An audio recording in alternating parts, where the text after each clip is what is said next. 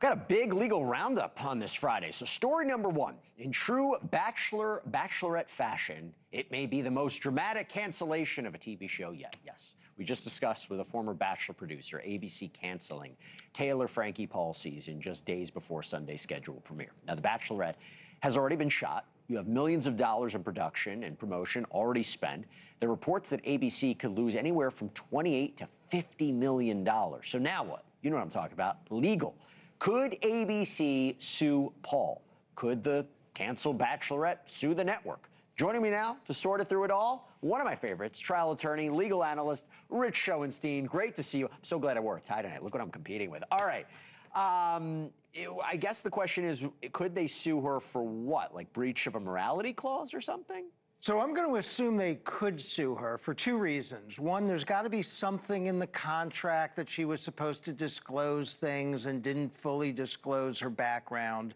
And two, you can almost always sue somebody. You can come up with something in a contract like that you could have a lawsuit. See, what I think would complicate it was they just had to do a background check. They didn't even have to do a background check. Right. All they had to do was Google her. Her arrest from years ago was public knowledge, and I do wonder if that video was part of that criminal case, because I think it would have been a key piece of evidence. They would have just had to do a background check, maybe get a FOIA request, see the video. Isn't it on them? Right. Well, you asked me if they could sue her. So they could sue her successfully. I don't know that they could win for exactly that reason. You couldn't show that her withholding this information that was easily found if they just did a background check actually caused any injury to the network. They hurt themselves by not doing an adequate background check. But the bigger question to me is, why would they sue her? Isn't that the last thing ABC would want to do? For two reasons. Number one, she doesn't have $50 million. She doesn't have $25 million. After this thing all goes in the drain, I don't know if she has any assets whatsoever. So you don't sue somebody for money if they don't have any. And number two, doesn't ABC not want to talk about this anymore? Yeah. Do they want to go in court and continue poring over this? They just want her to go away. What about her suing them? I don't see how that's possible, right? She has no right to be on TV. Forget about everything that happened. If you make a show like that, it's up to the network whether or not to air it. You know, Jesse, they could shut the cameras off here any minute, right? Let's not hope for that. But if you film something, it doesn't mean you're going to be on TV. There's no guarantee. You have no right. So that's the same for the contestants, too, right? Right. That's right. That's right. You give up all of your rights. The network owns that footage. They can show it. They cannot show it. I don't see she has any lawsuit against them whatsoever. All right. I want to switch to the other topic that we have. So story number two. So while we have you, it's another big legal story tonight. The Trump administration, the Trump Department of Justice, is suing Harvard University again. Now, in the suit that was filed today, the DOJ says it's Harvard's leadership failed to address anti-Semitism on campus, creating grounds for the government to freeze existing grants and seek repayments for the grants that have already been paid. The lawsuit also asks the judge to require Harvard to call police to arrest protesters. Harvard responded that the university cares about its Jewish and Israeli community, stating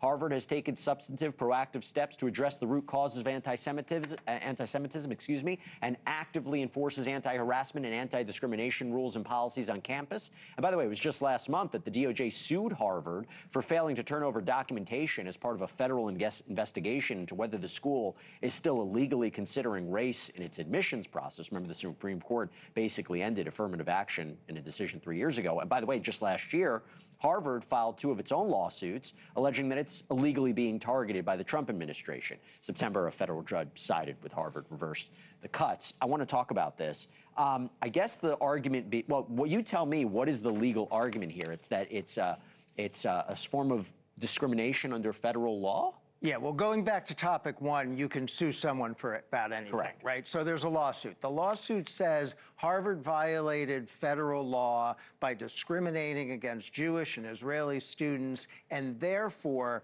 basically, they have to refund their federal grants, billions of dollars over the last few years that the government wants back because of that supposed violation of federal law. In theory, could that actually work? What would they have to show? They would say, well, we'll look at other groups who were protected as that similarly situated as Jewish and Israeli students, and this is different? Well, I don't see how they could possibly prevail at this case on trial. They would have to show that there was some meaningful difference in the way they handled this situation based on the religion or the nationality of the students involved. Well, isn't it just the fact that they didn't feel protected? They didn't feel safe?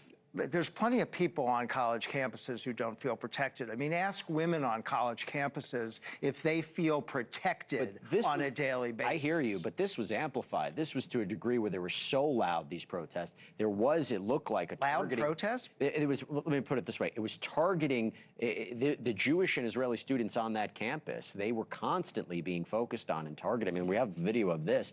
This is different. This escalates. This is not like something you see on campuses every day. Yeah, it was a divisive, intense issue that was being debated. And the complaint says this was happening on colleges across the country. So why are we singling out Harvard that it happened there? It was very intense. There was loud protest. There's no allegation of anybody being seriously injured. There's no allegation of anybody being blocked. They were blocked. They were blocked. I mean, okay. That doesn't sound like discrimination to me. Also, Harvard is in a difficult position because if it shuts down the protests, it gets sued for violating free speech. That's a good point. All right. Discussion for another time. Rich Schoenstein, good seeing you. Thanks for coming in. All right.